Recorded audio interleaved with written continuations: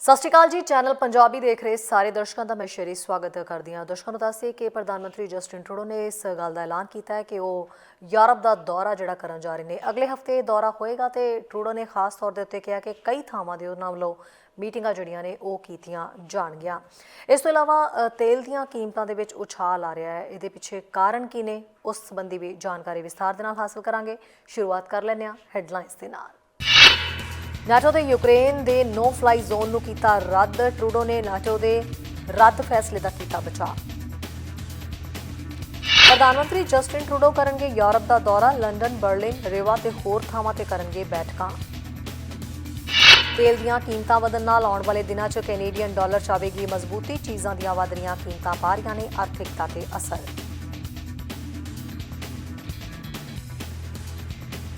ਜਿਹਦੇ ਖਬਰਾਂ ਵਿਸਥਾਰ ਦੇ ਨਾਲ। ਔਰ ਸਭ ਤੋਂ ਪਹਿਲਾਂ ਇਹ ਦੱਸ ਦਈਏ ਕਿ ਕੀਮਤਾਂ ਜਿਹੜੀਆਂ ਵਧ ਰਹੀਆਂ ਨੇ ਉਹਨਾਂ ਨੂੰ ਲੈ ਕੇ ਕਈ ਤਰ੍ਹਾਂ ਦੀਆਂ ਰਿਪੋਰਟਾਂ ਇਸ ਵੇਲੇ ਨਸ਼ਰ ਕੀਤੀਆਂ ਜਾ ਰਹੀਆਂ ਨੇ। ਇਸ ਵੇਲੇ ਜਿਸ ਤਰੀਕੇ ਨਾਲ ਤੇਲ ਦੀਆਂ ਕੀਮਤਾਂ ਦੇ ਵਿੱਚ ਇਜ਼ਾਫਾ ਹੋ ਰਿਹਾ ਹੈ ਉਸ ਦਾ ਕਾਫੀ ਵੱਡਾ ਅਸਰ ਜਿਹੜਾ ਉਹ ਦੇਖਿਆ ਜਾ ਰਿਹਾ ਹੈ। ਕੈਨੇਡਾ ਦੇ ਵਿੱਚ ਇਹਨਾਂ ਕੀਮਤਾਂ ਨੂੰ ਵਧਣ ਦੇ ਕਾਰਨ ਜਿਹੜੇ ਨੇ ਲੱਭੇ ਜਾ ਰਹੇ ਨੇ। ਹਾਲ ਹੀ ਦੇ ਵਿੱਚ ਹੁਣ ਜਿਵੇਂ ਤੇਲ ਦੀਆਂ ਕੀਮਤਾਂ ਵਧੀਆਂ ਨੇ ਤਾਂ ਕੈਨੇਡੀਅਨ ਡਾਲਰ ਜਿਹੜਾ ਉਸਦੇ ਹੋਰ ਮਜ਼ਬੂਤ ਹੋਣ ਦੀ ਗੱਲ ਆਖੀ ਜਾ ਰਹੀ ਹੈ। ਸਾਰੇ ਜਿਵੇਂ ਸਮਾਨ ਦੇ ਉੱਤੇ ਇਸ ਵੇਲੇ ਕਾਫੀ ਜ਼ਿਆਦਾ ਮਹਿੰਗਾਈ ਹੋ ਰਹੀ ਹੈ, ਕੀਮਤਾਂ ਦੇ ਵਿੱਚ ਵਾਧਾ ਹੋ ਰਿਹਾ। ਇੱਕ ਬਹੁਤ ਵੱਡਾ ਕਾਰਨ ਮੰਨਿਆ ਜਾ ਰਿਹਾ ਆਰਥਿਕਤਾ ਦੇ ਉੱਤੇ ਵਾਧੂ ਬੋਝ ਪੈਣ ਦੇ ਵਿੱਚ। ਆਉਣ ਵਾਲੇ ਦਿਨਾਂ ਦੇ ਵਿੱਚ ਇਹੀ ਹਾਲਾਤ ਦੇਖੇ ਜਾ ਸਕਦੇ ਨੇ ਤੇ ਲੂਣੀ ਦੇ ਵਿੱਚ ਵੀ ਸੋਚ ਨਾਲੋਂ ਜ਼ਿਆਦਾ ਜਿਹੜਾ ਉਸਦੇ ਘਟਣ ਦੇ ਅਸਾਰ ਜਿਹੜੇ ਨਜ਼ਰ ਆ ਰਹੇ ਨੇ। ਜ਼ਿਆਦਾ ਹੱਦ ਤੱਕ ਜਿਹੜੇ ਯੂਕਰੇਨ ਦੇ ਵਿੱਚ ਇਸ ਵੇਲੇ ਹਾਲਾਤ ਬਣੇ ਹੋਏ ਨੇ ਉਹ ਵੀ ਇਸ ਵਿਸ਼ਵ ਦੀ ਆਰਥਿਕਤਾ ਤੇ ਜਿਹੜਾ ਜ਼ੋਰ ਪਾਉਣ ਦੇ ਪ੍ਰਭਾਵ ਮੰਨੇ ਜਾ ਰਹੇ ਨੇ। ਆਓ ਦੇਖਦੇ ਹਾਂ ਇਸ ਤੇ ਇੱਕ ਰਿਪੋਰਟ। ਕੈਨੇਡੀਅਨ ਡਾਲਰ ਆਉਣ ਵਾਲੇ ਸਾਲ ਦੇ ਵਿੱਚ ਮਜ਼ਬੂਤ ਹੋਏਗਾ ਕਿਉਂਕਿ ਚੀਜ਼ਾਂ ਦੀਆਂ ਵਧਦੀਆਂ ਕੀਮਤਾਂ ਘਰੇਲੂ ਆਰਥਿਕ ਦ੍ਰਿਸ਼ਟੀਕੋਣ ਨੂੰ ਹੁਲਾਰਾ ਦਿੰਦੀਆਂ ਨੇ ਤੇ ਬੈਂਕ ਆਫ ਕੈਨੇਡਾ ਵਿਆਜ ਦਰਾਂ 'ਚ ਹੋਰ ਵਾਧੇ ਦੀ ਗੱਲ ਕਰਦਾ ਹੈ। ਪਰ ਲੂਣੀ ਲਈ ਲਾਭ ਪਹਿਲਾਂ ਦੀ ਸੋਚ ਨਾਲੋਂ ਕਿਤੇ ਘੱਟ ਹੋਵੇਗਾ। ਉਹ ਰਾਇਟਰਸ ਦੇ ਇੱਕ ਪੋਲ ਦੇ ਵਿੱਚ ਦਿਖਾਇਆ ਗਿਆ ਹੈ। ਰਾਇਟਰਸ ਪੋਲ ਦੇ ਵਿੱਚ ਮੱਧਮਾਨ ਪੂਰਬ ਅਨੁਮਾਨ ਪਿਛਲੇ ਮਹੀਨੇ ਦੇ 1.2450 ਦੇ ਮੁਕਾਬਲੇ 3 ਮਹੀਨਿਆਂ ਦੇ ਸਮੇਂ ਵਿੱਚ ਕੈਨੇਡੀਅਨ ਡਾਲਰ ਦੇ ਲਗਭਗ 1.6 ਤੋਂ 1.25 ਪ੍ਰਤੀ ਅਮਰੀਕੀ ਡਾਲਰ ਜਾਂ 80 US ਸੈਂਟ ਤੱਕ ਵਧਣ ਦਾ ਜਿਹੜਾ ਕਾਰਨ ਸੀ। ਇਸ ਤੋਂ ਬਾਅਦ 1 ਸਾਲ ਦੇ ਸਮੇਂ ਵਿੱਚ 1.23 ਤੱਕ ਚੜ੍ਹਨ ਦੀ ਉਮੀਦ ਸੀ। ਸਕੋਸ਼ੀਆ ਬੈਂਕ ਦੇ ਮੁੱਖ ਮੁਦਰਾ ਰਣਨੀਤੀਕਾਰ ਸ਼ੌਨ ਔਸਬੋਰਨ ਨੇ ਕਿਹਾ ਕਿ ਉੱਚ ਵਸਤੂਆਂ ਬੈਂਕ ਆਫ ਕੈਨੇਡਾ ਨੂੰ ਸਖਤੀ ਨਾਲ CAD ਨੂੰ ਇੱਕ ਕਿਨਾਰਾ ਦੇਣਾ ਚਾਹੀਦਾ ਹੈ ਕਿਉਂਕਿ ਅਸੀਂ ਸਾਲ ਦੇ ਸੰਤੁਲਨ ਦੇ ਵਿੱਚੋਂ ਲੰਘਦੇ ਹਾਂ। ਬੇਸ਼ੱਕ ਅਸੀਂ ਦੇਖਦੇ ਹਾਂ ਕਿ ਲੰਬੇ ਸਮੇਂ ਵਿੱਚ ਵਸਤੂਆਂ ਦੀਆਂ ਕੀਮਤਾਂ ਮੌਜੂਦਾ ਪੱਧਰ ਤੋਂ ਘਟਦੀਆਂ ਨੇ। CAD ਲਈ ਇੱਥੇ ਵਪਾਰਕ ਹੁਲਾਰੇ ਦੀਆਂ ਅਜੇ ਵੀ ਅਸਧਾਰਨ ਸ਼ਰਤਾਂ ਨੇ ਜੋ ਅਗਲੇ ਕੁਝ ਮਹੀਨਿਆਂ ਵਿੱਚ ਲਾਗੂ ਹੋਣੀਆਂ ਚਾਹੀਦੀਆਂ ਨੇ। ਵਪਾਰ ਦੀਆਂ ਸ਼ਰਤਾਂ ਨਿਰਯਾਤ ਕੀਮਤਾਂ ਤੇ ਆਯਾਤ ਕੀਮਤਾਂ ਦਾ ਅਨੁਪਾਤ ਹੈ। ਇੱਕ ਸੁਧਾਰ ਦੇਸ਼ ਨੂੰ ਅਮੀਰ ਬਣਾਉਂਦਾ ਹੈ। ਕੈਨੇਡਾ ਤੇਲ ਸਮੇਤ ਵਸਤੂਆਂ ਦਾ ਇੱਕ ਪ੍ਰਮੁੱਖ ਉਤਪਾਦਕ ਹੈ ਜੋ ਕਿ ਸਤੰਬਰ 2008 ਤੋਂ ਬਾਅਦ ਆਪਣੇ ਸਭ ਤੋਂ ਉੱਚੇ ਪੱਧਰ ਤੇ ਪਹੁੰਚ ਗਿਆ ਹੈ ਕਿਉਂਕਿ ਯੂਕਰੇਨ ਤੇ ਹਮਲਾ ਕਰਨ ਤੋਂ ਬਾਅਦ ਰੂਸ ਤੇ ਪਾਬੰਦੀਆਂ ਕਾਰਨ ਵਿਸ਼ਵ ਊਰਜਾ ਸਪਲਾਈ ਨੂੰ ਹੋਰ ਸਖਤ ਕੀਤਾ ਜਾਏਗਾ। ਮੋਨੈਕਸ ਯੂਰਪ ਤੇ ਮੋਨੈਕਸ ਕੈਨੇਡਾ ਦੇ ਲਈ FX ਵਿਸ਼ਲੇਸ਼ਣ ਦੇ ਮੁਖੀ ਸਾਈਮਨ ਹਾਰਵੇ ਨੇ ਕਿਹਾ ਹੈ ਕਿ ਪਹਿਲਾਂ ਤੋਂ ਉਮੀਦ ਕੀਤੀ ਗਈ ਬੇਸ ਆਇਲ ਕੀਮਤ ਨਾਲੋਂ ਉੱਚਾ ਤੇ ਗਲੋਬਲ ਵਿਕਾਸ ਦ੍ਰਿਸ਼ਟੀਕੋਣ ਵਿੱਚ ਸੁਧਾਰ ਦੀ ਸਾਡੀ ਉਮੀਦ ਨੇ ਸਾਨੂੰ ਆਪਣੇ USD CAD ਪੂਰਵ ਅਨੁਮਾਨ ਨੂੰ ਘਟਾਉਣ ਲਈ ਪ੍ਰੇਰਿਤ ਕੀਤਾ ਹੈ। ਮੋਨੈਕਸ ਯੂਰਪ ਤੇ ਮੋਨੈਕਸ ਕੈਨੇਡਾ ਦੇ ਲਈ FX ਵਿਸ਼ਲੇਸ਼ਣ ਦੇ ਮੁਖੀ ਸਾਈਮਨ ਹਾਰਵੇ ਨੇ ਕਿਹਾ। ਹਾਰਵੇ ਨੇ ਅੱਗੇ ਕਿਹਾ ਕਿ ਵਿਆਜ ਦਰਾਂ ਵਿੱਚ ਵਾਧੇ ਨੂੰ ਵੀ ਲੂਣੀ ਦੀ ਮਦਦ ਕਰਨੀ ਚਾਹੀਦੀ ਹੈ। ਸੁਰੱਖਿਅਤ ਮੰਗ ਦੇ ਸਮੇਂ ਦੌਰਾਨ ਇੱਕ ਠੋਸ ਬੈਕਸਟਾਪ ਪ੍ਰਦਾਨ ਕਰਨਾ ਚਾਹੀਦਾ ਹੈ। ਜਿਓਪੋਲੀਟੀਕਲ ਅਨਿਸ਼ਚਿਤਤਾ ਤੇ ਕੈਨੇਡੀਅਨ ਡਾਲਰ ਵਰਗੀਆਂ ਮੁਦਰਾਵਾਂ ਤੇ ਤੋਲਿਆ ਹੈ ਜੋ ਜੋਖਮ ਦੀ ਭੁੱਖ ਪ੍ਰਤੀ ਸੰਵੇਦਨਸ਼ੀਲ ਹਨ। ਪਰ ਇਸਨੇ ਅਕਤੂਬਰ 2018 ਤੋਂ ਬਾਅਦ ਪਹਿਲੀ ਵਾਰ ਬੁੱਧਵਾਰ ਨੂੰ ਬੈਂਕ ਆਫ ਕੈਨੇਡਾ ਨੂੰ ਆਪਣੀ ਮੁੱਖ ਵਿਆਜ ਦਰ ਵਧਾਉਣ ਤੋਂ ਨਹੀਂ ਰੋਕਿਆ। ਕੇਂਦਰੀ ਬੈਂਕ ਨੇ ਮਹਿੰਗਾਈ ਨੂੰ ਕਾਬੂ ਕਰਨ ਦਾ ਵਾਅਦਾ ਕੀਤਾ ਜੋ ਜਨਵਰੀ ਵਿੱਚ 5.1% ਤੇ 30 ਸਾਲਾਂ ਦੇ ਉੱਚੇ ਪੱਧਰ ਤੇ ਪਹੁੰਚ ਗਈ ਸੀ। ਅੰਕੜਿਆਂ ਨੇ ਵੀ ਦਿਖਾਇਆ ਕਿ ਕੈਨੇਡਾ ਦੀ ਆਰਥਿਕਤਾ ਚੌਥੀ ਤਿਮਾਹੀ ਵਿੱਚ ਸਾਲਾਨਾ ਆਧਾਰ ਤੇ 6.7% ਵਧੀ ਹੈ ਤੇ ਓਮਿਕਰੋਨ ਕੋਰੋਨਾ ਵਾਇਰਸ ਵੇਰੀਐਂਟ ਦੇ ਫੈਲਣ ਨੂੰ ਰੋਕਣ ਲਈ ਪਾਬੰਦੀਆਂ ਦੇ ਬਾਵਜੂਦ ਜਨਵਰੀ ਵਿੱਚ ਸੰਭਾਵਤ ਤੌਰ ਤੇ ਹੋਰ ਵਾਧਾ ਹੋਇਆ ਹੈ। ਮਨੀ ਬਾਜ਼ਾਰ ਸਾਲ ਦੇ ਅੰਤ ਤੱਕ 5 ਵਾਧੂ ਦਰਾਂ ਵਿੱਚ ਵਾਧੇ ਦੀ ਉਮੀਦ ਕਰਦੇ ਨੇ ਜੋ ਕਿ ਨੀਤੀਗਤ ਦਰ ਨੂੰ 1.75% ਦੇ ਪੱਧਰ ਤੱਕ ਵਧਾ ਦੇਵੇਗਾ ਜੋ ਇਹ ਮਹਾਮਾਰੀ ਤੋਂ ਪਹਿਲਾਂ CBOs ਅੱਗੇ ਆਪਣੀ ਬੈਲੈਂਸ ਸ਼ੀਟ ਨੂੰ ਸੁੰਗੜ ਕੇ ਅੱਗੇ ਵਧਾਏਗਾ। ਮਾਹਿਰਾਂ ਦਾ ਕਹਿਣਾ ਹੈ ਕਿ 13 ਅਪ੍ਰੈਲ ਨੂੰ ਅਗਲੇ ਨੀਤੀਗਤ ਫੈਸਲੇ ਦੇ ਨਾਲ ਹੀ ਜਿਹੜਾ ਮਾਤਰਾਤਮਕ ਸਖਤੀ ਦਾ ਐਲਾਨ ਕੀਤਾ ਜਾ ਸਕਦਾ ਹੈ। ਨਿਊਜ਼ ਡੈਸਕ ਤੋਂ ਚੈਨਲ ਪੰਜਾਬੀ ਦੀ ਰਿਪੋਰਟ। ਹੁਣ ਸਵਾਲ ਹੈ ਕਿ ਜੇ ਤੇਲ ਦੀਆਂ ਕੀਮਤਾਂ ਵਧਦੀਆਂ ਨੇ ਤਾਂ ਕੈਨੇਡੀਅਨ ਡਾਲਰ ਦੇ ਉੱਤੇ ਇਸ ਦਾ ਕਿਵੇਂ ਅਸਰ ਪੈਂਦਾ ਹੈ, ਅਮਰੀਕਾ ਦੀ ਇਕਾਨਮੀ ਦੇ ਉੱਤੇ ਕਿਵੇਂ ਦਾ ਅਸਰ ਪੈਂਦਾ ਤੇ ਅਮਰੀਕਾ ਕੈਨੇਡਾ ਦੇ ਵਿਚਕਾਰ ਤੇਲ ਨੂੰ ਲੈ ਕੇ ਨਿਰਯਾਤ ਨੂੰ ਲੈ ਕੇ ਕਿਵੇਂ ਦੀ ਜਿਹੜੀ ਹੈ ਉਹ ਸੰਧੀ ਹੋਈ ਹੈ, ਕੀ ਕੁਝ ਚੱਲਦਾ ਹੈ। ਇਸ ਤੋਂ ਇਲਾਵਾ ਕੈਨੇਡਾ ਦੇ ਵਿੱਚ ਤੇਲ ਦਾ ਭਵਿੱਖ ਹੈ ਕੀ ਹੈ, ਇਹ ਵੀ ਬਹੁਤ ਵੱਡੀ ਗੱਲ ਹੈ। ਆਓ ਇਸ ਦੇ ਕੁਝ ਪੱਖ ਜਿਹੜੇ ਆ ਉਹ ਫਰੋਲਦੇ ਹਾਂ ਤੇ ਦੇਖਦੇ ਹਾਂ ਇਸ ਤੇ ਇੱਕ ਖਾਸ ਰਿਪੋਰਟ। ਜਦੋਂ ਵੀ ਤੇਲ ਦੀਆਂ ਕੀਮਤਾਂ ਵਧਦੀਆਂ ਨੇ ਤਾਂ ਕੈਨੇਡੀਅਨ ਡਾਲਰ ਤੇ ਅਸਰ ਪੈਂਦਾ ਹੈ। ਇਹ ਕਿਵੇਂ ਕੀਮਤਾਂ ਤੇ ਅਸਰ ਪਾਉਂਦੀ ਹੈ ਦੱਸਦੇ ਹਾਂ ਤੁਹਾਨੂੰ ਵੀ। ਕੈਨੇਡਾ ਤੇ ਅਮਰੀਕਾ ਵਿਚਕਾਰ ਵਟਾਂਦਰਾ ਦਰ ਅਕਸਰ ਤੇਲ ਦੀ ਕੀਮਤ ਨਾਲ ਮਜ਼ਬੂਤੀ ਨਾਲ ਸੰਬੰਧਿਤ ਹੁੰਦੀ ਹੈ। ਲੰਮੇ ਸਮੇਂ ਦੌਰਾਨ ਜਦੋਂ ਤੇਲ ਦੀ ਕੀਮਤ ਵਧਦੀ ਹੈ ਤਾਂ ਕੈਨੇਡੀਅਨ ਡਾਲਰ, ਜਿਸ ਨੂੰ ਲੂਨੀ ਵੀ ਕਿਹਾ ਜਾਂਦਾ ਹੈ, ਦਾ ਮੁੱਲ ਵੀ ਆਮ ਤੌਰ ਤੇ ਅਮਰੀਕੀ ਡਾਲਰ ਦੇ ਮੁਕਾਬਲੇ ਵੱਧਦਾ ਹੈ। ਇਸ ਸਬੰਧ ਨੂੰ ਸਿੱਧੇ ਤੌਰ ਤੇ ਕੈਨੇਡਾ ਦੇ ਕੱਚੇ ਤੇਲ ਦੀ ਵਿਕਰੀ ਤੇ ਕੈਨੇਡਾ ਦੇ ਮਾਲੀਏ ਦੀ ਫੀਸਦ ਦੇ ਨਾਲ-ਨਾਲ ਆਪਣੇ ਜ਼ਿਆਦਾਤਰ ਅਮਰੀਕੀ ਡਾਲਰਾਂ ਦੀ ਕਮਾਈ ਕਰਨ ਦੇ ਤਰੀਕੇ ਨਾਲ ਜੋੜਿਆ ਜਾ ਸਕਦਾ ਹੈ। ਕੱਚਾ ਤੇਲ ਤੇ ਕੈਨੇਡਾ ਦੀ ਵਿਦੇਸ਼ੀ ਮੁਦਰਾ ਕਮਾਈ ਹੁੰਦੀ ਕੀ ਹੈ। ਕੈਨੇਡੀਅਨ ਯੂਐਸ ਵਿਚਕਾਰ ਮਜ਼ਬੂਤ ਸਬੰਧ ਡਾਲਰ ਦੇ ਵਟਾਂਦਰਾ ਦਰ ਤੇ ਤੇਲ ਦੀਆਂ ਕੀਮਤਾਂ ਵੱਡੇ ਹਿੱਸੇ ਵਿੱਚ ਦੇਸ਼ ਦੀ ਕੁੱਲ ਵਿਦੇਸ਼ੀ ਮੁਦਰਾ ਕਮਾਈ ਦੀ ਰਕਮ ਦੇ ਕਾਰਨ ਨੇ, ਜੋ ਕਿ ਕੱਚੇ ਤੇਲ ਦੀ ਵਿਕਰੀ ਦੁਆਰਾ ਪ੍ਰਾਪਤ ਕੀਤੀ ਜਾਂਦੀ ਹੈ। 2019 ਦੇ ਵਿੱਚ ਕੈਨੇਡਾ ਦੁਆਰਾ ਇੱਕ ਕੱਚੇ ਉਤਪਾਦਕ ਤੇ ਨਿਰਯਾਤਕ ਸੀ। ਇੱਕ ਤਾਂ ਕਰੂਡ ਯਾਨੀ ਕੱਚਾ ਤੇਲ ਕੈਨੇਡਾ ਲਈ ਵਿਦੇਸ਼ੀ ਮੁਦਰਾ ਦਾ ਸਭ ਤੋਂ ਵੱਡਾ ਯੋਗਦਾਨ ਹੈ ਤੇ ਇਸ ਦਾ ਹਿੱਸਾ ਵੱਧਦਾ ਜਾ ਰਿਹਾ ਹੈ। ਕੈਨੇਡਾ ਯੂਐਸ ਨੂੰ ਕੱਚੇ ਤੇਲ ਦਾ ਸਭ ਤੋਂ ਵੱਡਾ ਵਿਦੇਸ਼ੀ ਸਪਲਾਇਰ ਮੰਨਦਾ ਹੈ। ਕੈਨੇਡਾ ਨਿਯਮਤ ਤੌਰ ਤੇ ਆਪਣੇ ਕੱਚੇ ਤੇਲ ਤੇ ਨਿਰਯਾਤ ਦਾ ਲਗਭਗ 99% ਅਮਰੀਕਾ ਨੂੰ ਭੇਜਦਾ ਹੈ, ਜੋ ਕਿ 2011 ਵਿੱਚ ਕੁੱਲ ਯੂਐਸ ਕੱਚੇ ਤੇਲ ਦੇ ਆਯਾਤ ਦਾ 25% ਤੋਂ ਵੱਧ ਹੈ। ਇਸ ਦੀ ਸਪਲਾਈ ਤੇ ਮੰਗ ਕਿੰਨੀ ਹੈ? ਕਿਸੇ ਵੀ ਵਸਤੂ ਦੀ ਸਰਵਿਸ ਕੀਮਤ ਮੰਗ ਤੇ ਸਪਲਾਈ ਦੁਆਰਾ ਨਿਰਧਾਰਿਤ ਕੀਤੀ ਜਾਂਦੀ ਹੈ ਤੇ ਕੈਨੇਡੀਅਨ ਯੂਐਸ ਡਾਲਰ ਦੀ ਵਟਾਂਦਰਾ ਦਰ ਕੀਮਤ ਕੈਨੇਡੀਅਨ ਡਾਲਰ ਤੇ ਅਮਰੀਕੀ ਡਾਲਰਾਂ ਦੋਵਾਂ ਦੀ ਮੰਗ ਤੇ ਸਪਲਾਈ ਦੁਆਰਾ ਨਿਰਧਾਰਿਤ ਕੀਤੀ ਜਾਂਦੀ ਹੈ, ਕਿਉਂਕਿ ਕੱਚੇ ਤੇਲ ਦੇ ਨਿਰਯਾਤ ਦੇ ਵਿੱਚ ਅਮਰੀਕੀ ਮੁਦਰਾ ਦਾ ਇੱਕ ਵੱਡਾ ਹਿੱਸਾ ਹੁੰਦਾ ਹੈ ਜੋ ਕੈਨੇਡਾ ਦੁਆਰਾ ਕਮਾਈ ਜਾਂਦੀ ਹੈ। ਕੀਮਤ ਵਿੱਚ ਤਬਦੀਲੀ ਤੇ ਕੱਚੇ ਤੇਲ ਦੀ ਮਾਤਰਾ ਦਾ ਕੈਨੇਡੀਅਨ ਅਰਥਚਾਰੇ ਵਿੱਚ ਅਮਰੀਕੀ ਡਾਲਰ ਦੇ ਪ੍ਰਵਾਹ ਤੇ ਮਹੱਤਵਪੂਰਨ ਪ੍ਰਭਾਵ ਪੈਂਦਾ ਹੈ। ਜਦੋਂ ਤੇਲ ਦੀਆਂ ਕੀਮਤਾਂ ਉੱਚੀਆਂ ਹੁੰਦੀਆਂ ਨੇ ਤਾਂ ਕੈਨੇਡਾ ਦੁਆਰਾ ਨਿਰਯਾਤ ਕੀਤੇ ਜਾਣ ਵਾਲੇ ਹਰੇਕ ਬੈਰਲ ਤੇ ਅਮਰੀਕੀ ਡਾਲਰ ਦੀ ਕਮਾਈ ਹੁੰਦੀ ਹੈ। ਇਸ ਲਈ ਕੈਨੇਡਾ ਦੇ ਵਿੱਚ ਵਹਿਣ ਵਾਲੇ ਅਮਰੀਕੀ ਡਾਲਰਾਂ ਦੀ ਸਪਲਾਈ ਦੇ ਮੁਕਾਬਲੇ ਜ਼ਿਆਦਾ ਹੋਵੇਗੀ, ਜਿਸ ਦੇ ਨਤੀਜੇ ਵਜੋਂ ਕੈਨੇਡੀਅਨ ਡਾਲਰ ਦੇ ਮੁੱਲ ਵਿੱਚ ਵਾਧਾ ਹੋਵੇਗਾ। ਇਸ ਦੇ ਉਲਟ ਜਦੋਂ ਤੇਲ ਦੀ ਕੀਮਤ ਘੱਟ ਹੁੰਦੀ ਹੈ ਤਾਂ ਕੈਨੇਡੀਅਨ ਡਾਲਰ ਦੇ ਮੁਕਾਬਲੇ ਅਮਰੀਕੀ ਡਾਲਰ ਦੀ ਸਪਲਾਈ ਘੱਟ ਹੋਵੇਗੀ। ਨਤੀਜੇ ਵਜੋਂ ਕੈਨੇਡੀਅਨ ਡਾਲਰ ਦੇ ਮੁੱਲ ਵਿੱਚ ਕਮੀ ਆਵੇਗੀ। ਤੇਲ ਦਾ ਕੈਨੇਡਾ ਵਿੱਚ ਭਵਿੱਖ ਕੀ ਹੈ? ਅਸੀਂ ਕੈਨੇਡਾ ਦੇ ਵਿੱਚ ਤੇਲ ਦੇ ਭਵਿੱਖ ਨੂੰ ਇਹ ਦੇਖ ਕੇ ਸਮਝ ਸਕਦੇ ਹਾਂ ਕਿ ਸਥਾਪਿਤ ਭੰਡਾਰਾਂ ਵਿੱਚ ਕਿੰਨਾ ਕੱਚਾ ਤੇਲ ਉਪਲਬਧ ਹੈ। ਕੈਨੇਡਾ ਦੇ ਆਇਲ ਸੈਂਡਸ ਦੁਨੀਆ ਦੇ ਵਿੱਚ ਤੀਜੇ ਸਭ ਤੋਂ ਵੱਡੇ ਸਾਬਿਤ ਹੋਏ ਤੇਲ ਭੰਡਾਰ ਨੇ। ਆਇਲ ਸੈਂਡ ਦਾ ਮਿਸ਼ਰਣ ਹੈ ਜੋ ਕੁਦਰਤ ਦੇ ਵਿੱਚ ਹੁੰਦਾ ਹੈ। ਇਸ ਦੇ ਵਿੱਚ ਕੱਚੇ ਤੇਲ ਦਾ ਇੱਕ ਬਿਟੂਮਨ ਹੁੰਦਾ ਹੈ। ਇਸ ਦੀ ਥਿਕਨੈਸ ਦੇ ਕਾਰਨ ਕੱਚੇ ਤੇਲ ਨੂੰ ਪ੍ਰਾਪਤ ਕਰਨ ਲਈ ਬਿਟਮਨ ਨੂੰ ਕੱਢਣ ਦੀ ਲੋੜ ਹੁੰਦੀ ਹੈ। ਇੰਟਰਨੈਸ਼ਨਲ ਐਨਰਜੀ ਏਜੰਸੀ ਨੇ ਭਵਿੱਖਬਾਣੀ ਕੀਤੀ ਹੈ ਕਿ ਅਗਲੇ 25 ਸਾਲਾਂ ਵਿੱਚ ਕੈਨੇਡਾ ਦੇ ਵਿੱਚ ਤੇਲ ਰੇਤ ਦਾ ਉਤਪਾਦਨ ਲਗਭਗ 2.5 ਮਿਲੀਅਨ ਬੈਰਲ ਪ੍ਰਤੀ ਦਿਨ ਵਧੇਗਾ। ਇਸ ਟੈਸਟੋ ਚੈਨਲ ਪੰਜਾਬੀ ਦੀ ਰਿਪੋਰਟ। ਤੇਲ ਦੀਆਂ ਕੀਮਤਾਂ ਦੇ ਵਿੱਚ ਇਜ਼ਾਫਾ ਲਗਾਤਾਰ ਹੋ ਰਿਹਾ ਹੈ, ਪਰ ਇਹ ਕੀਮਤਾਂ ਕਿੱਥੇ ਜਾ ਕੇ ਰੁਕਣਗੀਆਂ ਤੇ ਮੁੱਖ ਕਾਰਨ ਜਿਹੜੇ ਇਹਨਾਂ ਦੇ ਕੀ ਨੇ, ਆਓ ਦੇਖਦੇ ਹਾਂ ਸਾਡੇ ਸੀਨੀਅਰ ਪੱਤਰਕਾਰ ਜਸਕਰਨ ਸੋਹਤਾ ਦੀ ਇਸ ਤੇ ਗੱਲ ਅੱਜ ਦੀ। ਤੇਲ ਦੀਆਂ ਕੀਮਤਾਂ ਬ੍ਰਿਟਿਸ਼ ਕੋਲੰਬੀਆ ਦੇ ਵਿੱਚ ਲਗਾਤਾਰ ਵਧ ਰਹੀਆਂ। ਇਹਦੇ ਬਾਰੇ ਪਿਛਲੇ ਦਿਨਾਂ ਤੋਂ ਗੱਲਾਂ ਬਾਤਾਂ ਹੋ ਰਹੀਆਂ ਸੀ ਤੇ ਇਹ ਵੀ ਗੱਲਬਾਤ ਚੱਲ ਰਹੀ ਸੀ ਕਿ ਇਹ ਰੇਟ ਜਿਹੜੇ ਆ $2 ਦੇ ਨੇੜੇ ਤੇੜੇ ਪਹੁੰਚ ਜਾਣੇ ਆ ਤੇ ਇਹ ਰੇਟ $2 ਨੂੰ ਟੱਪ ਚੁੱਕੇ ਆ। ਜਿਸ ਤਰ੍ਹਾਂ ਤੇਜ਼ੀ ਨਾਲ ਕੀਮਤਾਂ ਵਧੀਆਂ ਤਾਂ ਲੋਕਾਂ ਨੇ ਸਵਾਲ ਚੱਕਣੇ ਸ਼ੁਰੂ ਕਰ ਦਿੱਤੇ ਕਿ ਵਧੀਆਂ ਕੀਮਤਾਂ ਦੇ ਲਈ ਜ਼ਿੰਮੇਵਾਰ ਕੌਣ ਆ। ਸਿੱਧਾ ਜਵਾਬ ਇਹ ਮਿਲ ਰਿਹਾ ਕਿ ਰਸ਼ੀਆ ਤੇ ਯੂਕਰੇਨ ਦਾ ਜਿਹੜਾ ਆਪਸ ਦੇ ਵਿੱਚ ਰੌਲਾ ਆ ਉਹ ਜ਼ਿੰਮੇਵਾਰ ਆ। ਤੇਲ ਦੀ ਸਪਲਾਈ ਉੱਧਰੋਂ ਕੁਛ ਨਾ ਕੁਛ ਹੋਣ ਕਰਕੇ ਸਿਰਫ ਬ੍ਰਿਟਿਸ਼ ਕੋਲੰਬੀਆ ਦੇ ਉੱਤੇ ਨਹੀਂ, ਕੈਨੇਡਾ ਦੇ ਉੱਤੇ ਕੀ ਪੂਰੀ ਦੁਨੀਆ ਦੇ ਉੱਤੇ ਇਹਦਾ ਅਸਰ ਪੈਣਾ। ਕੁਛ ਲੋਕ ਇਸ ਗੱਲ ਨੂੰ ਕਹਿ ਰਹੇ ਕਿ ਨਹੀਂ, ਬ੍ਰਿਟਿਸ਼ ਕੋਲੰਬੀਆ ਦੇ ਵਿੱਚ ਹੀ ਜ਼ਿਆਦਾ ਕਿਉਂ ਵੱਧ ਰਿਹਾ, ਜਾਂ ਬ੍ਰਿਟਿਸ਼ ਕੋਲੰਬੀਆ ਦੇ ਵਿੱਚੋਂ ਵੀ ਵੈਨਕੂਵਰ ਦੇ ਨੇੜੇ ਤੇੜੇ ਰੇਟ ਕਿਉਂ ਜ਼ਿਆਦਾ ਵੱਧ ਰਿਹਾ, ਬਾਕੀ ਥਾਵਾਂ ਦੇ ਉੱਤੇ ਇਹਦਾ ਅਸਰ ਇੰਨਾ ਕਿਉਂ ਨਹੀਂ ਪੈ ਰਿਹਾ। ਕਿਤੇ ਨਾ ਕਿਤੇ ਜਿਹੜੇ ਵੱਧ BC ਦੇ ਵਿੱਚ ਸਰਕਾਰ ਟੈਕਸ ਲਾ ਰਹੀ ਆ ਫਿਊਲ ਦੇ ਉੱਤੇ, ਉਹ ਇਹਦੇ ਲਈ ਜ਼ਿੰਮੇਵਾਰ ਨੇ।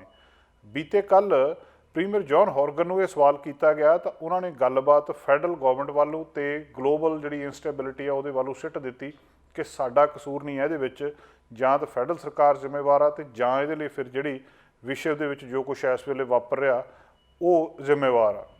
ਮੈਟਰੋ ਵੈਨਕੂਵਰ ਦੇ ਨੇੜੇ ਤੇੜੇ ਅੱਜ ਸ਼ੁੱਕਰਵਾਰ ਨੂੰ ਕੀਮਤਾਂ $2 ਤੋਂ ਜ਼ਿਆਦਾ ਲੀਟਰ ਤੋਂ ਉੱਤੇ ਹੋਈਆਂ ਆ।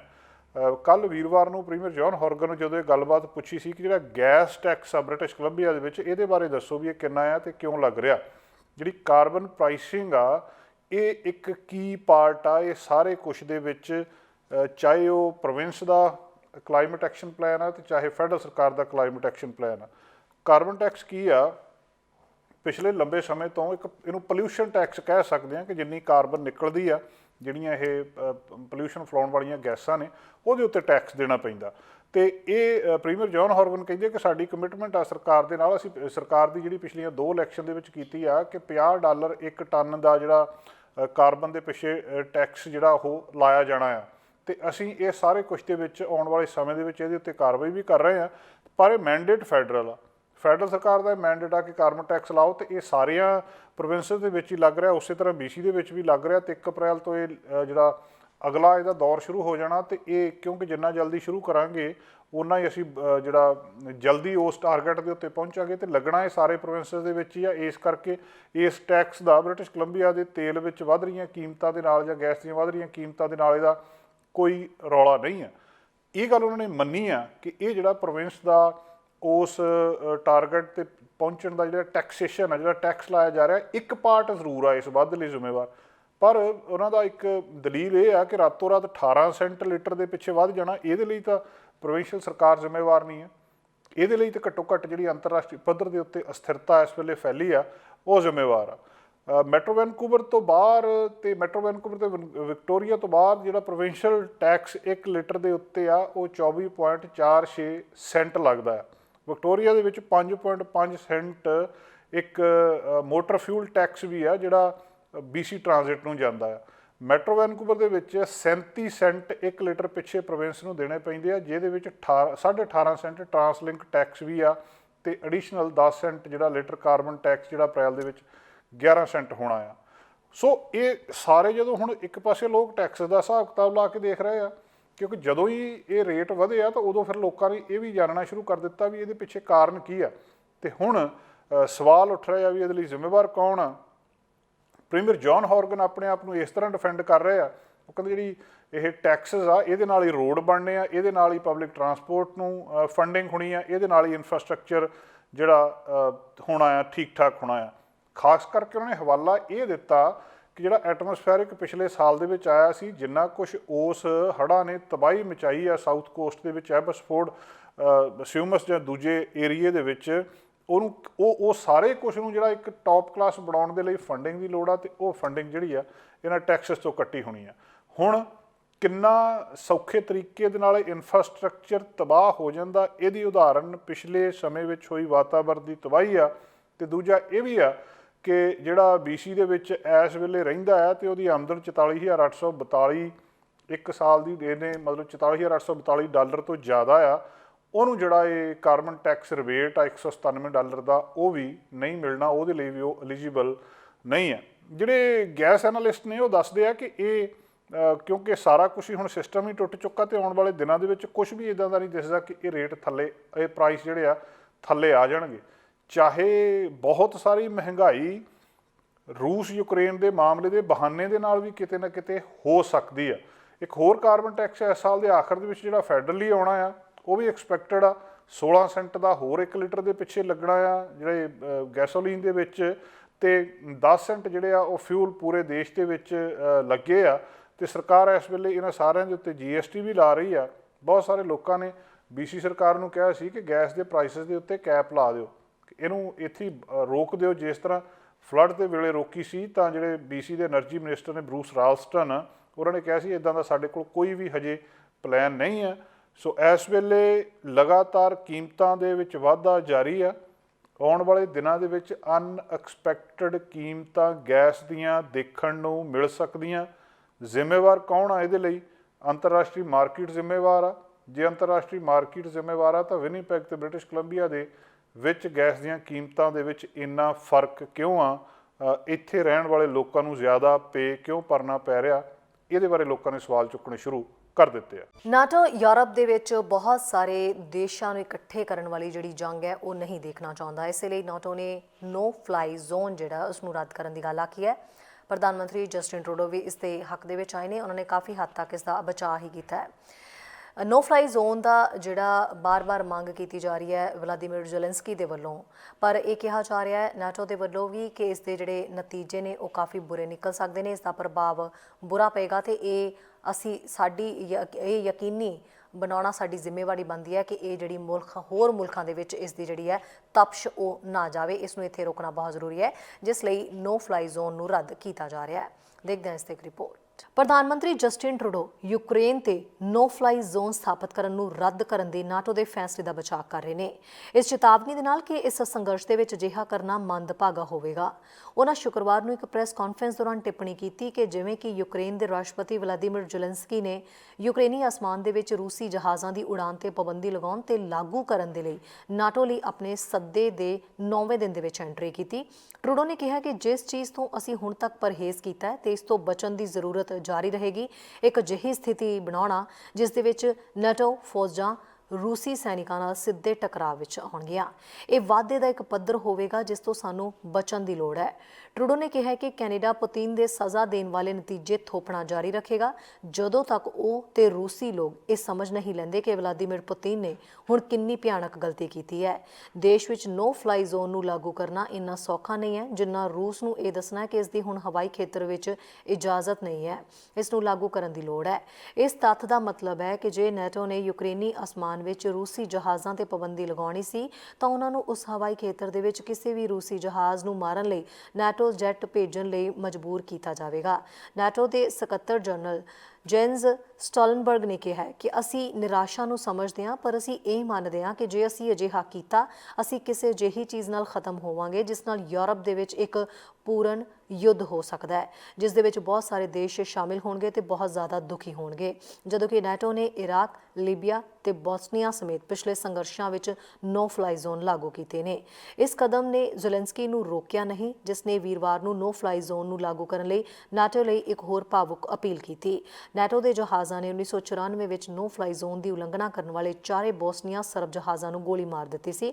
ਕਾਰਲਟਨ ਯੂਨੀਵਰਸਿਟੀ ਦੇ Norman Patterson school of international affairs ਦੇ ਇੱਕ PhD ਉਮੀਦਵਾਰ ਦੇ ਮੁਤਾਬਕ ਜੇ ਹੁਣ ਇੱਕ ਰੂਸੀ ਜਹਾਜ਼ ਦੇ ਨਾਲ ਅਜਿਹਾ ਹੋਇਆ ਤਾਂ ਜੋਖਮ ਘਾਤਕ ਹੋ ਸਕਦੇ ਨੇ। ਚਿੰਤਾਵਾਂ ਦੇ ਬਾਵਜੂਦ ਕੈਨੇਡਾ ਵਿੱਚ ਇੱਕ ਪ੍ਰਮੁੱਖ ਯੂਕਰੇਨੀ ਸੰਗਠਨ ਦਾ ਕਹਿਣਾ ਹੈ ਕਿ ਸੰਘਰਸ਼ ਇਸ ਖਤਰਨਾਕ ਦਖਲ ਦੀ ਵਾਰੰਟੀ ਦਿੰਦਾ ਹੈ। ਉਹ ਕਹਿੰਦੇ ਨੇ ਕਿ ਨਾਟੋ ਨੂੰ ਇਸ ਤੋਂ ਇਨਕਾਰ ਕਰਨਾ ਬਿਲਕੁਲ ਗਲਤ ਨਹੀਂ ਹੈ। ਕੈਨੇਡੀਅਨ ਕਾਂਗਰਸ ਨੇ ਅੱਜ ਇਹੀ ਕਿਹਾ ਕਿ ਯੂਕਰੇਨੀ ਖੇਤਰ ਤੇ ਨੋ ਫਲਾਈ ਜ਼ੋਨ ਨੂੰ ਲਾਗੂ ਕਰਨ ਤੋਂ ਇਨਕਾਰ ਕਰਨਾ ਉਸ ਸਥਿਤੀ ਦੀ ਗੰਭੀਰਤਾ ਦੀ ਡੂੰਘੀ ਗਲਤਫਹਿਮੀ ਦਾ ਸਬੂਤ ਹੈ ਜਿਸ ਵਿੱਚ ਰੂਸ ਦੁਆਰਾ ਯੂਕਰੇਨ ਹਮਲਾ ਕਰਨ ਤੋਂ ਬਾਅਦ ਦੁਨੀਆ ਆਪਣੇ ਆਪ ਨੂੰ ਲੱਭਦੀ ਹੈ। ਨਿਊਜ਼ ਡੈਸਕ ਤੋਂ ਚੈਨਲ ਪੰਜਾਬੀ ਦੀ ਰਿਪੋਰਟ। ਕਿ ਪ੍ਰਧਾਨ ਮੰਤਰੀ ਜਸਟਿਨ ਟਰੂਡੋ ਨੇ ਇਹ ਗੱਲ ਕਹੀ ਹੈ ਕਿ ਆਉਣ ਵਾਲੇ ਦਿਨਾਂ ਦੇ ਵਿੱਚ ਉਹ ਯੂਰਪ ਦਾ ਦੌਰਾ ਕਰਨ ਜਾ ਰਹੇ ਨੇ। ਜੀ ਹਾਂ, ਕੁਝ ਇਲਾਕਿਆਂ ਦਾ ਪ੍ਰਧਾਨ ਮੰਤਰੀ ਜਸਟਿਨ ਟਰੂਡੋ ਨੇ ਕਿਹਾ ਕਿ ਉਹ ਦੌਰਾ ਕਰਨਗੇ, ਉੱਥੇ ਬੈਠਕਾਂ ਵੀ ਕਰਨਗੇ। ਅਗਲੇ ਹਫ਼ਤੇ ਜਿਹੜਾ ਇਹ ਯੂਰਪ ਦਾ ਦੌਰਾ ਕਰਨ ਦੀ ਸੰਭਾਵਨਾ ਪ੍ਰਧਾਨ ਮੰਤਰੀ ਟਰੂਡੋ ਦੇ ਵੱਲੋਂ ਜਤਾਈ ਜਾ ਰਹੀ ਹੈ।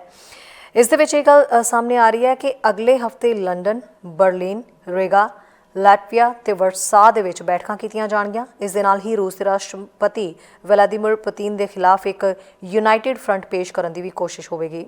ਟਰੂਡੋ ਦਾ ਕਹਿਣਾ ਹੈ ਕਿ ਹਮਲੇ ਬਾਰੇ ਫੈਲ ਰਹੀ ਗਲਤ ਜਾਣਕਾਰੀ ਨੂੰ ਵੀ ਕਾਊਂਟਰ ਕਰਨ ਦੀ ਕੋਸ਼ਿਸ਼ ਕੀਤੀ ਜਾਏਗੀ।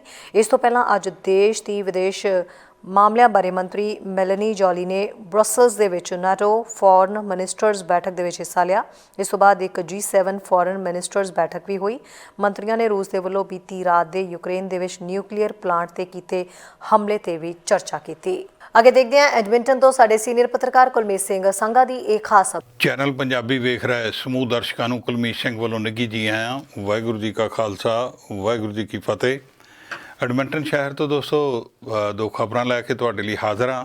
ਇੱਕ ਖਬਰ ਤਾਂ ਇਹ ਹੈ ਕਿ ਸਿਟੀ ਆਫ ਐਡਮਿੰਟਨ ਨੂੰ ਬੜੀ ਮੁਸ਼ਕਲ ਆ ਰਹੀ ਆ। ਉਹ ਹੁਣ ਫੰਡਸ ਦੀ ਭਾਲ ਕਰ ਰਿਹਾ ਜੀ ਤਾਂ ਕਿ ਜਿਹੜੇ ਸਪੈਸ਼ਲਾਈਜ਼ਡ ਹਾਊਸਿੰਗ ਯੂਨਿਟਸ ਹੋਮਲੈਸ ਲੋਕਾਂ ਲਈ ਬਣਾਏ ਗਏ ਸੀ ਭਈ ਉਹ ਕਿਵੇਂ ਉਹਨਾਂ ਨੂੰ ਮੈਨੇਜ ਕੀਤੇ ਜਾਣਾ। ਇਹ ਕੋਈ 348 ਯੂਨਿਟ ਹੈ ਜੀ ਜਿਨ੍ਹਾਂ ਦੀ ਕਿਸਮਤ ਇਸ ਵੇਲੇ ਸਿਟੀ ਦੇ ਹੱਥ ਵਿੱਚ ਆ, ਪਰ ਉਹ ਜਿਵੇਂ ਕਹਿੰਦੇ ਹੁੰਦੇ ਨਾ ਅੱਧ ਅਸਮਾਨੇ ਲਟਕੀ ਗੱਲ ਲੱਗਦੀ ਆ, ਕਿਉਂਕਿ ਪ੍ਰੋਵਿੰਸ ਨੇ ਉਹਨੂੰ ਚਲਾਉਣ ਲਈ ਯਾਨੀ ਕਿ ਜਿਹੜਾ ਆਪਰੇਟਿੰਗ ਕਾਸਟ ਸੀਗੀ $9 ਮਿਲੀਅਨ ਪਰ ਈਅਰ ਉਹ ਸਿਟੀ ਨੇ ਮੰਗੀ ਸੀ ਪ੍ਰੋਵਿੰਸ ਤੋਂ, ਪਰ ਪ੍ਰੋਵਿੰਸ ਨੇ ਬਜਟ ਵਿੱਚ ਉਹਦੇ ਲਈ ਕੋਈ ਇੱਕ ਪੈਸਾ ਵੀ ਨਹੀਂ ਰੱਖਿਆ। ਸੋ ਇਸ ਕਰਕੇ ਉਹ ਇਸ ਵੇਲੇ ਸਿਟੀ ਲਈ ਇੱਕ ਬਹੁਤ ਵੱਡੀ ਮੁਸ਼ਕਲ ਬਣ ਗਈ ਹੈ ਕਿ ਉਹਨੂੰ ਕਿਵੇਂ ਚੱਲਦਾ ਰੱਖਣਾ। 348 ਯੂਨਿਟ ਹੈ ਜੀ। ਬਹੁਤ ਸਾਰੇ ਲੋਕ ਜਿਹੜੇ ਬੇਘਰੇ ਨੇ, ਠੰਡ ਵਾਲੇ ਦਿਨਾਂ ਵਿੱਚ ਬਾਹਰ ਰਾਤਾਂ ਗੁਜ਼ਾਰਦੇ ਆ, ਉਹਨਾਂ ਲੋਕਾਂ ਨੂੰ ਖਾਸ ਕਰਕੇ ਨਾਲ ਦੀ ਨਾਲ ਜੀ ਉਹਨਾਂ ਨੂੰ ਮੈਂਟਲ ਤੇ ਐਡਿਕਸ਼ਨਸ ਦੀਆਂ ਪ੍ਰੋਬਲਮਸ ਵੀ ਹੈਗੀਆਂ। ਉਹਨਾਂ ਲਈ ਖਾਸ ਤੌਰ 'ਤੇ ਇਹ ਜਿਹੜੇ ਘਰ ਸੀਗੇ ਜੀ ਉਹ ਡਿਜ਼ਾਈਨ ਕਰਵਾਏ ਗਏ ਤੇ ਕੰਸਟਰਕਟ ਕੀਤੇ ਗਏ, ਜਿਨ੍ਹਾਂ ਦੀ ਕੰਸਟਰਕਸ਼ਨ ਕੰਪਲੀਟ ਹੋਣ ਵਾਲੀ ਆ। ਜੂਨ ਦੇ ਵਿੱਚ ਇਹਨਾਂ ਦੀ ਓਪਨਿੰਗ ਸੀਗੀ, ਪਰ ਹੁਣ ਸਿਟੀ ਨੂੰ ਹੱਥਾਂ ਪੈਰਾਂ ਦੀ ਪਈ ਆ ਕਿ ਉਹ ਪੈਸਾ $9 ਮਿਲੀਅਨ ਪਰ ਸਾਲ ਇਹਨਾਂ ਨੂੰ ਆਪਰੇਟ ਕਰਨ ਲਈ ਕਿੱਥੋਂ ਲਿਆਂਦਾ ਜਾਏਗਾ, ਕਿਉਂਕਿ ਪ੍ਰੋਵਿੰਸ ਨੇ ਉਹਦੇ ਲਈ ਕੋਈ ਪੈਸਾ ਜਿਹੜਾ ਜੀ ਨਹੀਂ ਰੱਖਿਆ। ਪਰ ਜਿਹੜੀਆਂ ਹਾਊਸਿੰਗ ਏਜੰਸੀਜ਼ ਹੈਗੀਆਂ ਉਹ ਧਾਰੀ ਬੈਠੀਆਂ ਵੀ ਅਸੀਂ ਮਤਲਬ ਹੋ ਸਕਦਾ ਕਿਸੇ ਹੋਰ ਪਾਸਿਓਂ ਸਾਨੂੰ ਪੈਸੇ ਜਿਹੜੇ ਆ ਉਹ ਮੈਨੇਜ ਕਰਨੇ ਪੈਣ। ਅਤੇ ਉਹ ਕਹਿੰਦੇ ਵੀ ਅਸੀਂ ਇਹ ਨਹੀਂ ਵੀ ਜਿਹੜੇ ਘਰ ਆ ਇਹਨਾਂ ਦਾ ਕਹਿੰਦੇ ਅਸੀਂ ਇਮੈਜਨ ਹੀ ਨਹੀਂ ਕਰ ਸਕਦੇ ਵੀ ਇਹ ਖਾਲੀ ਪਏ ਰਹਿਣਗੇ, ਕਿਉਂਕਿ ਇਹਨਾਂ ਦੀ ਲੋੜ ਹੈਗੀ ਆ। ਔਰ ਉਹ ਸਪੈਸੀਫਿਕ ਗੱਲਬਾਤ ਤੁਹਾਡੇ ਉਹ ਕਹਿੰਦੇ ਦਿਮਾਗ ਦੇ ਵਿੱਚ ਰੱਖ ਕੇ ਅਸੀਂ ਇਹ ਬਣਵਾਏ ਸੀ, ਜਿਨ੍ਹਾਂ ਲੋਕਾਂ ਨੂੰ ਮੈਂਟਲ ਹੈਲਥ ਦੀ ਪ੍ਰੋਬਲਮ ਆ ਔਰ ਨਾਲ ਦੀ ਨਾਲ ਐਡਿਕਸ਼ਨ ਆ। ਸੋ ਇਸ ਕਰਕੇ ਉਹ ਕਹਿੰਦੇ ਵੀ ਖਾਲੀ ਰਹਿਣ ਦੀ ਤਾਂ ਗੱਲ ਨਹੀਂ, ਪਰ ਅਸੀਂ ਪੈਸੇ ਜਿਹੜੇ ਆ ਕਿਤੇ ਨਾ ਕਿਤੇ ਮੈਨੇਜ ਕਰਾਂਗੇ, ਪਰ ਹੈਗਾ ਔਖਾ, ਕੋਈ ਐਡਾ ਸੌਖਾ ਕੰਮ ਨਹੀਂ। ਸਿਟੀ ਨੇ ਇਹ ਉਪਰਾਲਾ ਤਾਂ ਕੀਤਾ ਸੀ ਕਿ ਫੈਡਰਲ ਗੌਰਮੈਂਟ ਵੱਲੋਂ ਇਹਨਾਂ ਨੂੰ ਇਹ ਗ੍ਰਾਂਟ ਮਿਲੀ ਸੀਗੀ, ਪੈਸੇ ਮਿਲੇ ਸੀ, ਅਤੇ ਤਾਂ ਇਹਨਾਂ ਨੇ ਇਹ ਉਪਰਾਲਾ ਕੀਤਾ ਸੀ ਵੀ ਅਸੀਂ 2022 ਦੇ ਵਿੱਚ ਇਹਨਾਂ ਨੂੰ ਚੱਲਦਾ ਕਰ ਲਾਂਗੇ। ਪਰ ਉਹ ਪ੍ਰੋਵਿੰਸ ਵੱਲੋਂ ਪੈਸੇ ਨਾ ਮਿਲਣ ਕਰਕੇ ਹੁਣ ਸਿਟੀ ਲਈ ਮੁਸ਼ਕਿਲ ਬਣੀ ਹੋਈ ਹੈ। ਇਹਦੇ 'ਚ 2 ਹੋਟਲ ਸੀ ਜੀ ਜਿਨ੍ਹਾਂ ਨੂੰ ਕਨਵਰਟ ਕੀਤਾ ਗਿਆ, ਅਤੇ 2 ਹੋਰ ਪ੍ਰੋਜੈਕਟ ਜਿਹੜੇ ਆ ਵੱਖਰੇ ਵੱਖਰੇ ਸ਼ਹਿਰ ਦੇ ਹਿੱਸਿਆਂ ਵਿੱਚ ਜਿਹੜੇ ਆ ਉਹ ਕੰਪਲੀਟ ਹੋ ਰਹੇ ਨੇ। ਔਰ ਦੂਸਰਾ ਸਿਟੀ ਪ੍ਰੋਵਿੰਸ ਵੱਲੋਂ ਜੀ $251 ਮਿਲੀਅਨ ਦੀ ਜਿਹੜੀ ਫੰਡਿੰਗ ਆ ਉਹਦਾ ਐਲਾਨ ਕੀਤਾ ਗਿਆ ਆ ਸਕੂਲ ਇਨਫਰਾਸਟਰਕਚਰ ਬਣਾਉਣ ਲਈ। ਜਿਹਦੇ 'ਚ ਕੈਲਗਰੀ, ਐਡਮਿੰਟਨ ਔਰ ਕੈਮਰੋਸ ਦੇ ਵਿੱਚ 3 ਥਾਵਾਂ ਦੇ ਵਿੱਚ ਨਵੇਂ ਸਕੂਲ ਬਣਾਏ ਜਾਣੇ ਨੇ, ਔਰ ਨਾਲ ਦੀ ਨਾਲ ਜਿਹੜੇ ਕੁਝ ਪੁਰਾਣੇ ਸਕੂਲ ਨੇ ਉਹਨਾਂ ਨੂੰ ਉਹਨਾਂ ਦੀ ਰੈਨੋਵੇਸ਼ਨ ਕੀਤੀ ਜਾਣੀ ਹੈ ਅਤੇ ਇੰਪਰੂਵਮੈਂਟਸ ਕੀਤੀਆਂ ਜਾਣੀਆਂ ਨੇ। ਇਹ ਕੱਲ੍ਹ ਅਨਾਊਂਸਮੈਂਟ ਕੀਤੀ ਹੈ ਜੀ ਅਲਬਰਟਾ ਦੇ ਐਜੂਕੇਸ਼ਨ ਮਿਨਿਸਟਰ ਜਿਹੜੀ ਆ ਉਹਨੇ। ਔਰ ਇਹਦੇ ਵਿੱਚ ਕੋਈ 15 ਨਵੇਂ ਸਕੂਲ ਹੈਗੇ ਜੀ ਜਿਹੜੇ ਵੱਖਰੇ ਵੱਖਰੇ ਹੋਰ ਥਾਵਾਂ ਦੇ ਵਿੱਚ ਵੀ ਬਣਾਏ ਜਾਣੇ ਨੇ। ਸੋ ਸਕੂਲ ਬੋਰਡ ਜਿਹੜੇ ਆ ਉਹ ਮਤਲਬ ਧੰਨਵਾਦ ਕਰ ਰਹੇ ਆ ਪ੍ਰੋਵਿੰਸ ਦਾ ਵੀ ਜਿਨ੍ਹਾਂ ਨੇ ਇਹ ਪੈਸੇ ਦਿੱਤੇ ਆ ਇਹ ਪ੍ਰੋਜੈਕਟਸ ਚਲਾਉਣ ਲਈ, ਔਰ ਉਹਨਾਂ ਦੀ ਬੇਹੱਦ ਲੋੜ ਮਹਿਸੂਸ ਕੀਤੀ ਜਾ ਰਹੀ ਸੀਗੀ। ਸੋ ਹੁਣ ਕਿਉਂਕਿ ਥੋੜ੍ਹੇ ਜਿਹਾ ਤੇਲ ਦੇ ਭਾਅ ਵੀ ਉੱਪਰ ਨੂੰ ਗਏ ਹੋਣ ਕਰਕੇ, ਥੋੜ੍ਹੇ ਨੇ ਜੀ ਕਾਫੀ ਉੱਪਰ ਨੂੰ ਗਏ ਨੇ, ਅਤੇ ਪ੍ਰੋਵਿੰਸ ਦੇ ਖਜ਼ਾਨੇ ਵਿੱਚ ਪੈਸਾ ਜਿਹੜਾ ਆ ਉਹ ਭੱਜਾ ਹੀ ਤੁਰਿਆ ਆ ਰਿਹਾ। ਅਤੇ ਹੁਣ ਉਹ ਮੈਨੂੰ ਲੱਗਦਾ ਕਿ ਸੂਬਾ ਜਿਹੜਾ ਥੋੜ੍ਹੇ ਬਹੁਤ ਸਟਰੈਂਗ ਦੇ ਇਸ ਪਾਸੇ ਨੂੰ ਢਿੱਲੇ ਕਰੇਗਾ ਜਿੱਥੇ ਲੋੜ ਹੈਗੀ ਆ। ਚੈਨਲ ਪੰਜਾਬੀ ਲਈ ਕੁਲਮੀਤ ਸਿੰਘ ਸੰਘਾ, ਐਡਮਿੰਟਨ। ਖਬਰਾਂ ਤੇ ਜਾਣਕਾਰੀਆਂ ਦਾ ਸਿਲਸਿਲਾ ਫਿਲਹਾਲ ਇੱਥੇ ਮੁੱਕਦਾ। ਨਵੀਆਂ ਤੇ ਤਾਜ਼ਾ ਖਬਰ ਲੈ ਕੇ ਫਿਰ ਤੋਂ ਹਾਜ਼ਰ ਹੋਵਾਂਗੇ। ਇਜਾਜ਼ਤ ਚਾਹੁੰਦੇ ਹਾਂ। ਧੰਨਵਾਦ। ਸਾਡਾ ਹਰ ਇੱਕ ਪ੍ਰੋਗਰਾਮ ਦੇਖਣ ਤੇ ਸਾਡੇ ਨਾਲ ਜੁੜਨ ਲਈ ਸਬਸਕ੍ਰਾਈਬ ਕਰੋ ਚੈਨਲ ਪੰਜਾਬੀ ਤੇ ਨੋਟੀਫਿਕੇਸ਼ਨ ਲਈ ਬੈਲ ਆਈਕਨ ਵਾਲੇ ਬਟਨ ਤੇ ਕਲਿੱਕ ਕਰੋ।